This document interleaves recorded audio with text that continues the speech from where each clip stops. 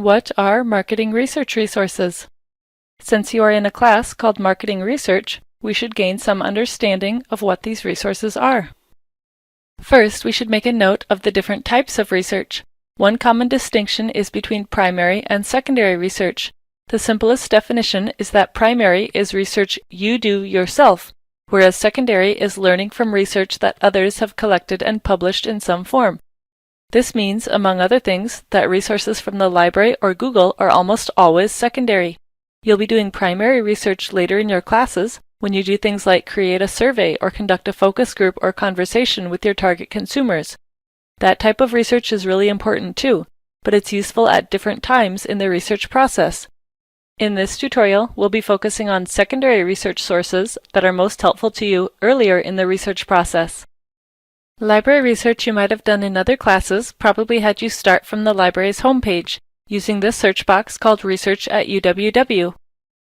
But marketing research databases are a little different and more specialized, so we won't actually use Research at UWW, but we'll use some other search tools that you'll see later. For now, let's use this outline to help us understand these secondary resources. What are they? How are they made? Which are the best for you to use? And how do we get to them? Let's use a scenario that you're making a marketing plan for a new craft brewery in your area. First, what are some information sources you might use to help you understand your market and your consumers? Here are a few examples. You might be familiar with business newspapers or magazines like the Wall Street Journal, which published this article on unusually flavored beers. You might not be familiar with a site like ratebeer.com, but that's a site where actual consumers can share their opinions and preferences on different beers. Here's an article from a trade or industry association magazine called Beverage World. There's a section called Packaging and Labeling, discussing the trend among craft brewers to use variety packs to encourage their customers to try lots of different samples of beers. That would be relevant to our industry. Here's a website equivalent of the magazine. This is the website from a trade association, this one from the group called the Brewers Association for small and independent craft brewers. This is perhaps a group that your craft brewer client may want to join, but even if they're not a member, they can still benefit from viewing their website with statistics about the sales and economic impact of craft beers in the state of Wisconsin or any other state. Here's an article from a scholarly journal, the British Food Journal. The article reports on a survey of craft and home brewers to better understand their demographics and behavior. That would have some great insights into our potential customers or our competition. Here's a specialized industry research report on craft beer production from a company called IBISWorld. The authors here collect all kinds of statistics, data, trends in the industry, and their own analysis, and combine it into one nicely packaged report.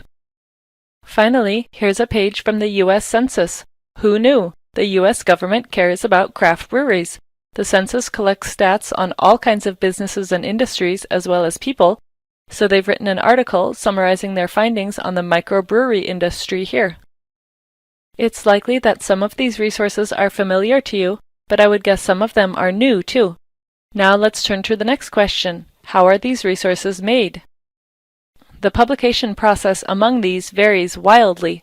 You probably guessed that on Rate Beer, the reviews can be published by anybody very quickly at any time with no supervision and probably only very light moderation to remove if something is offensive. It's anybody's game. That's a potential strength of that site.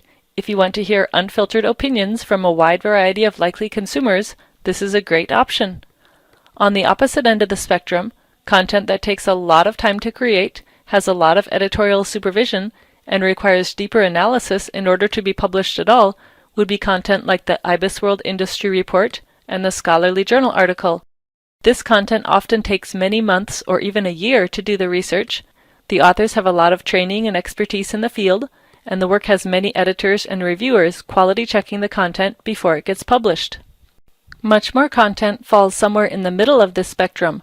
Things like the business newspaper article, the trade magazine article, the trade association website, and the U.S. Census website all have some varying levels of editorial supervision over their creation and some moderate level of the depth of analysis. As a result, these sources are more likely to be published daily, weekly, or once a month or two. It really varies. You may have noticed in these sources a few unique authors for this type of content that are really useful for marketing. For example, the government or NGOs often will conduct large surveys of people, and that's often useful to marketers. Other times, trade associations like the Brewers Association will conduct studies of their relevant industry or target consumer segments. Finally, a variety of industry research publishers, like IBISWorld, MarketLine, Plunkett's, and others, have been doing this type of research for years. One more special publication note. This type of source, the scholarly or academic article, goes through a unique process for its publication called peer review. It's something that none of the other sources go through. If you're not familiar with the process, watch the quick 3-minute video linked next in the tutorial, which explains peer review. So if your professor in a later class asks for scholarly, peer-reviewed sources, really only something that's like this article will do. The other sources we looked at are mostly classified as professional or trade sources, meaning they'd be of most interest to somebody who's working in that profession or is a passionate fan. Please use the tutorial buttons to continue the activity with some review questions.